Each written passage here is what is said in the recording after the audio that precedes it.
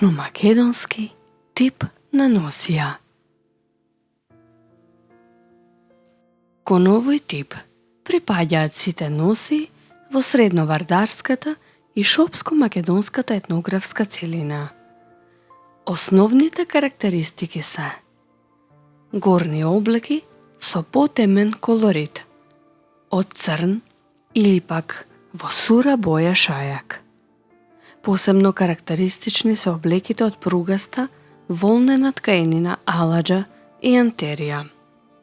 Украсувањето е во поскромен обем, главно од волнени гајтански апликации, ретко срмени, и со индустријски траки, ширити, тантели и друго. Долните бели платнени облеки од коноп, лен и памук, најчесто од платно ткаено со кенери. Некои женски кошули, кроени рамно, отстапуваат од така наречениот динарски тип на кошули. Во нивниот начин на украсување преовладуваат повеќе бојните тантели во турско-ориентален дух.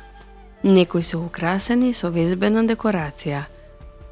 По карактер, колорит и везачките техники во голема мера отстапуваат од геометрискиот дух карактеристичен за везбената декорација кај кошулите од западно-македонскиот тип.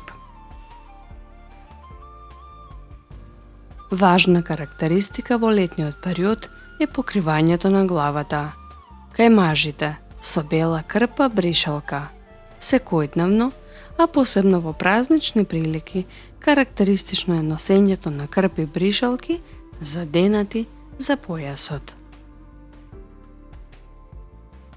Машките појаси се со нагласена широчина, ткаени се на црвена основа со прави или каро шарки. Одозгора се препашани со кожен ремен.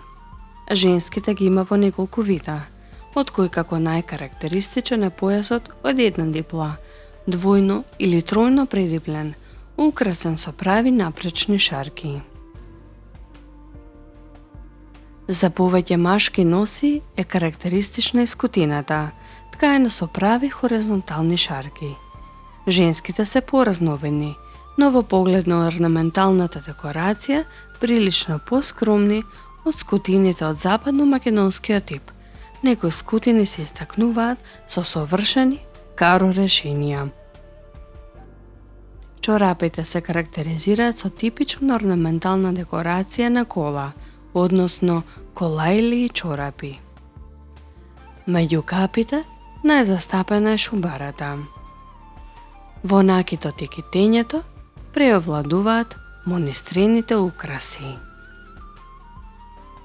Како и во претходниот, западно-македонскиот тип, и овде се испреплетуваат облековни елементи од старословенската и балканската облековна култура. Но во прв план избиваат главно оние од поново време, односно турско-ориенталните.